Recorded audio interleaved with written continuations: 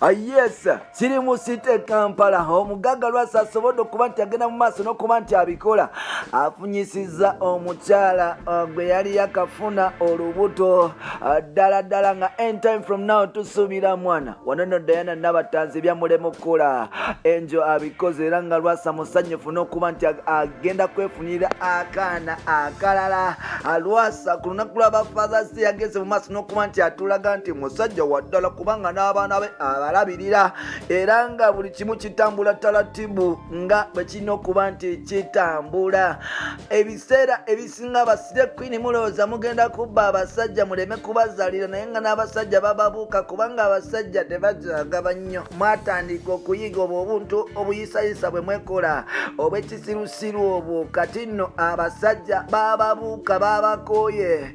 Gendewo omusajja akuwe sente ze nga nawe omuwa ku bintu ate abasajja mubazaalire muve ku ebyo byokuwesitinga sente z'abasajja nga temugenda kubazaalira. Togamba musajja w'amaanyi nti omwagala nti ogenda muzaalira nga togenda muzaalira. Leero Nabatanzi kyeyakola Lwasa kati kyayinza okuba nti kimuhantinga. Omukyala gwe amanyikiddwa nga Angel yayingidde sisitimu nga tayagala kugizanyiramu ddala. One time first serve first goal okuteekawo obutesi bw'atyo omupiira omusajja n'ateeba omupiira munda era nga wetwogerera Lwasa musanyufu asuubira mwana anytime from now. Mpola mpola tukwaniriza ku mukutu gwaffe omuganzi ogumanyikiddwa nga Uganda mukamuli amanya n'eddoboozi Pampita Ntambi Jimso Namondo Kiboya Maksudi Junior Prokonte tambula nange ebbanga lyonna. Blood wange nkwagala nnyo gwe muna Uganda ali mu Uganda ne bwe gwanga nkutumiddeko. Njagala okutegeeza nti nkwagala byaddala nno. Njagala kutegeeza nti nkwagala byaddala nno. Nkwagala from the bottom of my heart. Wenna atambula nange atambudde nange okumala ebbanga lyonna tugenda mu myaka 2 twatandika 2019 tugenda mu myaka 2 nga nze taliwo akuweereza Blood wo akuweereza era nno ndi musanyufu okuba nti otambula nange tonko wanga. Bannange njagala kugamba bannyinaffe gyonna gye muli bufuna ng'omusajja ng'alina potential ng'omusajja oyo alina ssente ate nga n'amaanyi ag'ekisajja agaweza. Omusajja oyo muwenga ku kitiibwa ng'omusajja alina ssente n'amaanyi agaweza ng'ate omusajja si mukoda. Omusajja oyo olina okuba nti omubalirire ennaku zino abawala nti ngenda nembalaba muri so calculative n'ogenda ku mwana w'abaani n'otandika omutagazatagaza n'olowooza nti oba oliawo gwe bakuwa golodi ng'ositula golodi mu wakati awo mpola mpola akumbe ng'ate bino ebintu byansi byakugaayako bugaaya munnono n'agira bw'ati ate gwe nogira ekintu ne kibeera nga kikwatagana naye ate gwe oyagala omusajja asooka ajjewa n'akobe akugambe bino akugambe biri akugambe bino akugambe biri kwegamba obeere awo ng'ebintu tebitegereka. Ebintu by'okulinza abasajja byaggwawo dda kyova olabanga kati Nabatanzi ali mu maziga. Nakugamba sijja kuleetera palapase nedda. Nakusuubiza okuba nti nga ffeffetta ne ngaleeta era nawe n'ogategeera. Nakugamba Pampita Kiboya Maksudi Junior atayogera palapase ng'owakana kati ntandiise. Gamba chaliwo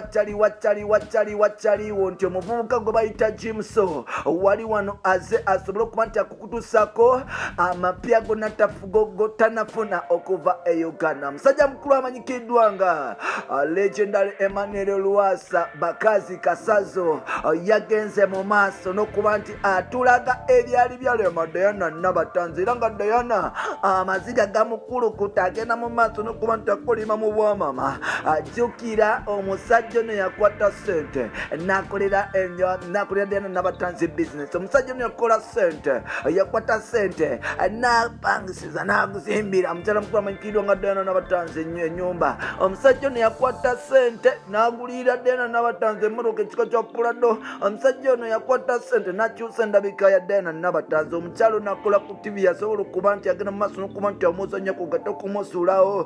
Kumbe nga obwana obuli ebbali bulaba obwako wennaku bulaba. Akaveeri mpola mpola kalina omusajja bamuyita Mr. Henry akola ku 100.2 Galaxy FM.